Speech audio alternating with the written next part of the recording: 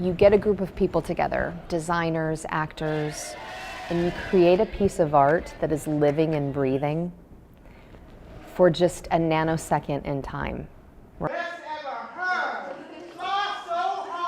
It's something that you never see. You don't go to Broadway and see people be zombies and like eat humans on stage.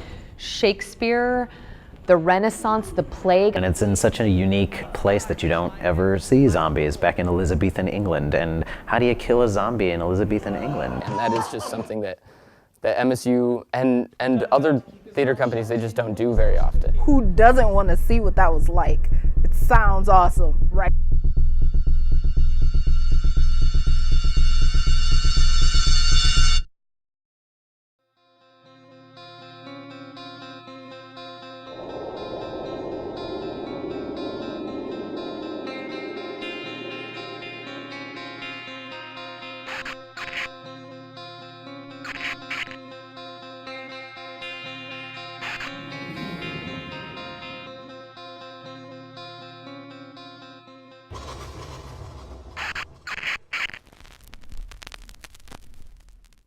Well, I became a fight director because I originally started as an actor, and I took stage combat classes as part of my actor training, and then I went to work professionally in Chicago for a while. And this happens a lot, where I was in a show as an actor that had violence in it, and they hadn't hired a fight director.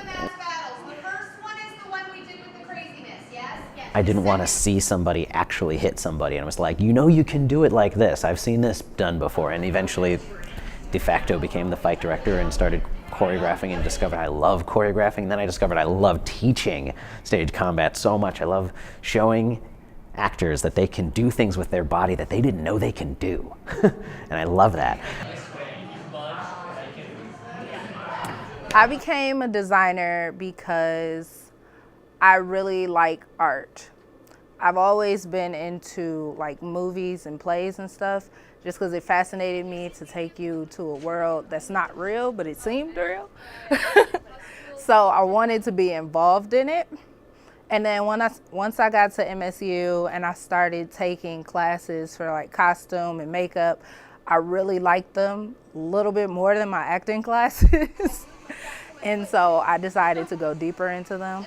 And when we learned special effects makeup, it was like, oh, this is what I draw like. I love it. So I just ran with it.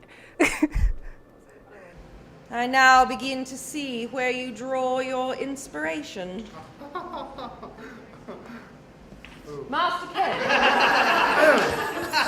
I was the zombie guy. I was the one who was in charge of helping the actors pick out a particular zombie that they liked. You know, what kind of zombie are we going for in the show? We want to have a sense of uniformity with the zombies. So I interacted with Christina in that part, and then as fight captain, I was interacting a lot with Zev, going over fights, making sure, make sure this person remembers to do this, make sure Andy doesn't cut open Summer, so stuff like that. Just. I have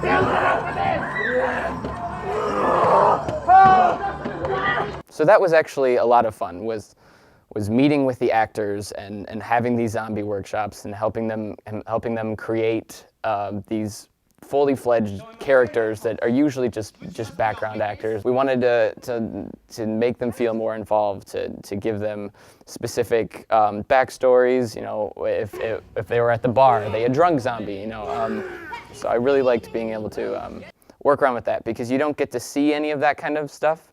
And nobody's going to know exactly what the zombie on stage backstory was, but as an actor, I know it helps a lot. It really does.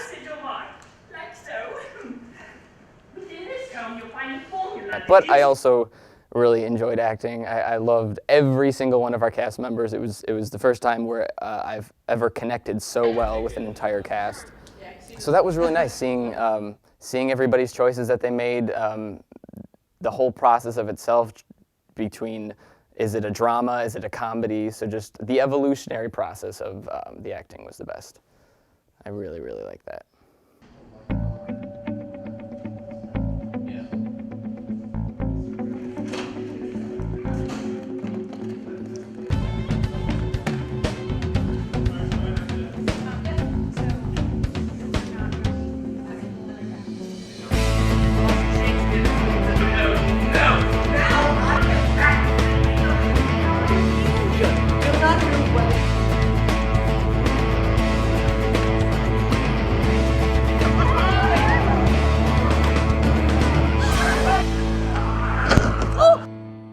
a lot of times you can find the most brilliant happy accidents. So, for instance, the moment in the finale, I was like, can this happen? Because it's just in my head. I can't get it out of my head. If Queen Elizabeth is going to turn into a zombie, I think we have to kill her epically, because she's like one of the greatest monarchs, most recognized monarchs of all time. So I told them my idea, and they were kind of like, yeah, okay. And so the happy accident happened. I was literally at a garage sale this summer, and there was an air cannon for $15. And it was literally like the universe just went, here you go. So then I came in the first day of classes to Mark, and I was like, hi. And then he got really excited. So you just kind of try a lot of different things, yeah? You see, I like to think you just kind of take some stuff, some paint, and throw it on the wall and see what sticks. A lot of it's going to run down and hit the floor. A lot of it's going to bounce off. But the stuff that sticks is usually pretty awesome.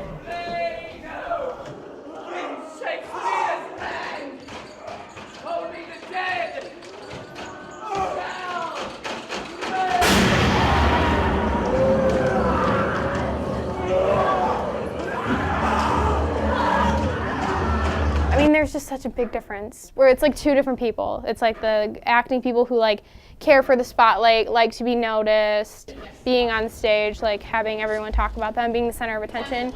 Whereas like tech people and stage managers just like get the job done and make things run smoothly. Designing is a lot more hands-on work, but you're also doing a lot of it on your own.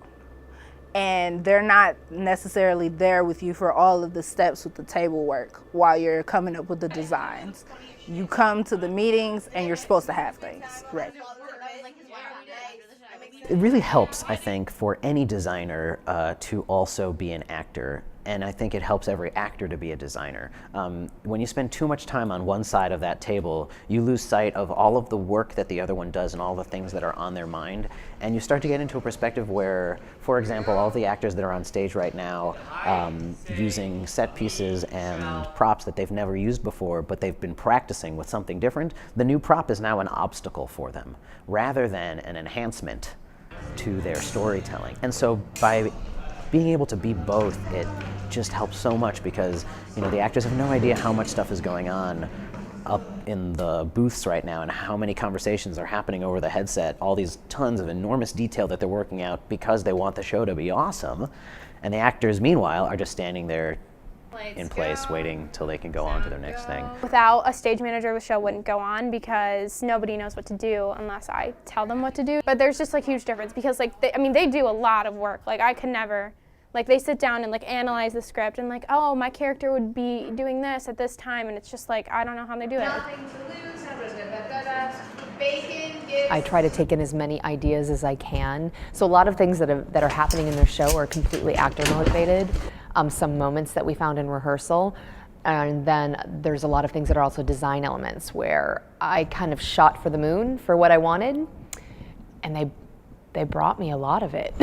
So it's very exciting. Oftentimes people underestimate what we do because they don't see us on stage. So it's like, oh, those are the people who wear black all the time and just walk around. Like the set is huge. Like somebody thought of making that and he designed it with like little pieces of styrofoam before it became a real thing. And the people in the shop made that happen. And all of the costumes and all of the sound effects, like those were all found online or made. And then like all of the lights and everything. It gets underestimated, which I think is upsetting because we do so much. But we have amazing designers here, design program and students. I wanted to be able to help create this awesome world.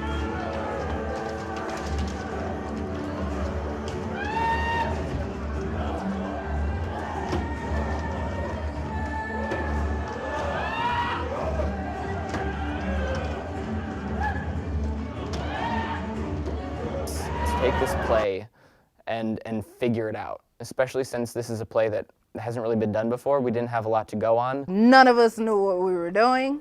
We made a huge mess, and in the end, it was totally worth it.